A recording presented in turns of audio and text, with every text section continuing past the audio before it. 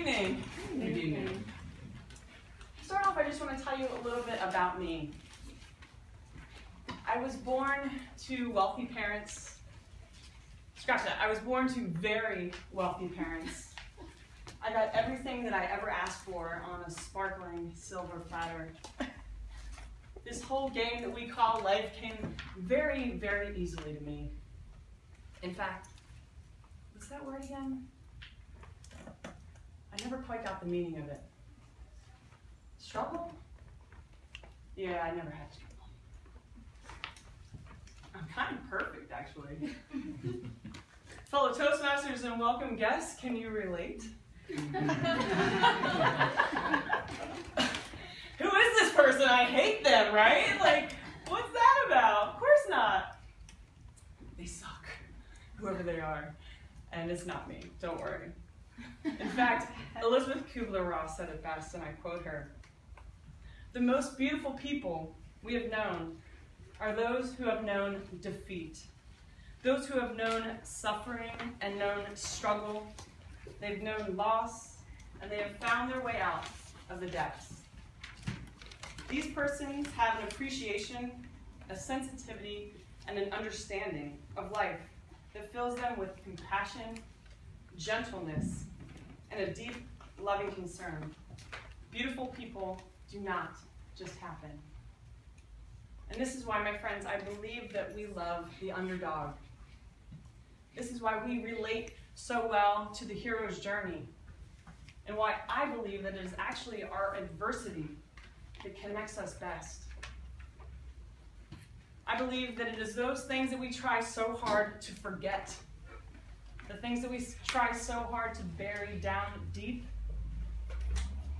and numb. Those are the actual fibers that forge meaning in our lives and build identity, and if we allow it, connect us better to each and every human being. And I learned this a few years ago when I shared my story for the first time. It finally allowed me to answer the question that I had for 30 years. Why me? Why this? Let me start over again. About me. I was born to middle-class parents, Kathy and Billy. After their birth, I might have been the reason why the marriage began to struggle. When I was 4 and in pigtails, they separated. And it was violence and uncertainty and animosity that caused the tragedy that happened when I was in kindergarten. My brothers and I were suddenly thrust into my grandparents' home, trying to make sense of our lives that seemed shattered. She was gone, he was to blame, and all of our lives seemingly devastated. I had abandonment issues, I had issues with authority, I had trouble paying attention in school. Nothing in life came easy for me. I was one mentor away from making bad choice after bad choice, and it's really quite a miracle that I wasn't arrested or possibly killed. And yet there was something that kept me in school, and something even more amazing that got me through college. And by the time I was 28, I was living with a girl whom I loved. We just bought a house together.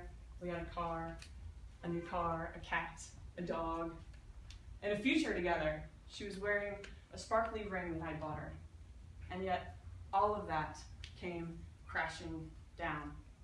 And when it did, everything that I had numbed for so long, everything that I had crammed down, everything that I thought that I had healed by escaping it, came flooding forward. In fact, fell right out in front of me onto the floor. And it was then that I realized that I had no more sense of self, that I was lost in my sense of worth, and life as I knew it was completely gone, or so I thought. I wanted to run and hide and numb as I'd always done, but there was a little voice inside me, a stern, strong, but little voice that said, no, not this time. So I dove into books. And it was books that held my hand through my first steps of my journey inward.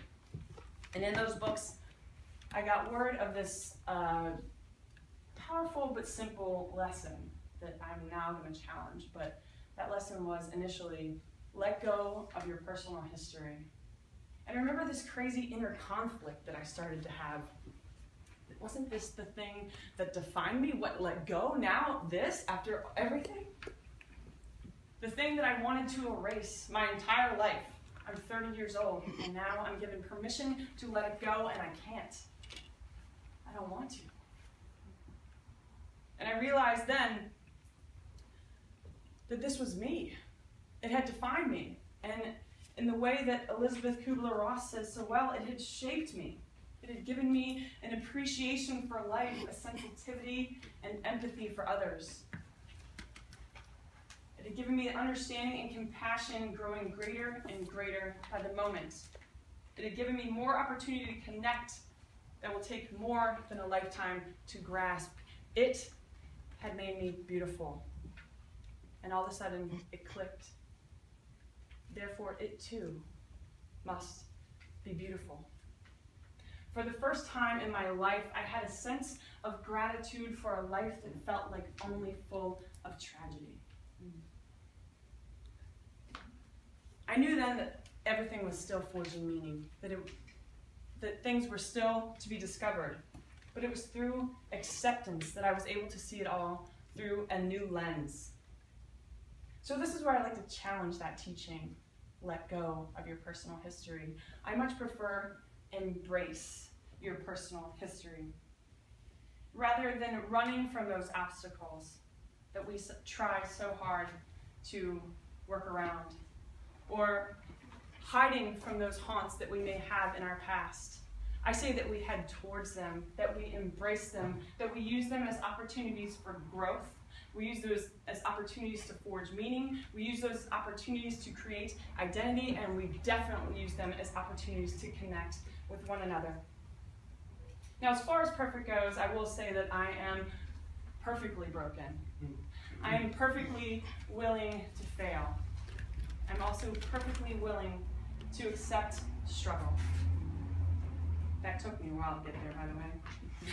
And I wouldn't have it any other way. It took me 30 years to hear the phrase, thank you. Thank you for sharing your story.